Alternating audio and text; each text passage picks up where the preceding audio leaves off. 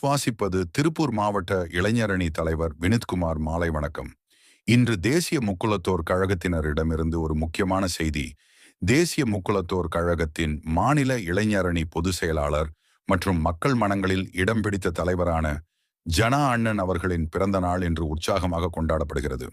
இந்த சிறப்பான நாளை முன்னிட்டு தேசிய முக்குளத்தோர் கழகத்தின் மாநில தலைவர், மாவட்ட நிர்வாகிகள் மற்றும் ஆயிரக்கணக்கான உறுப்பினர்கள் மனம் கனிந்த பிறந்தநாள் வாழ்த்துக்களை தெரிவித்துள்ளனர்.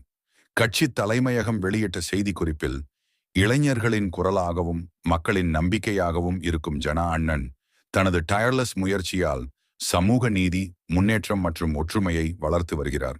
அவருக்கு நீண்ட ஆயுள், ஆரோக்கியம் மற்றும் வெற்றிகள் தொடர வேண்டும் என தெரிவிக்கப்பட்டுள்ளது.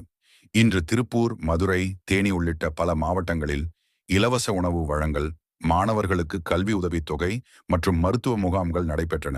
சமூக வலைதளங்களில் மை ஹாப்பி பர்த்டே ஜானா என ஹேஷ்டேக் ட்ரெண்டாகி ஆயிரக்கணக்கான ரசிகர்கள் வாழ்த்து பதிவுகளை பகிர்ந்து வருகின்றனர்.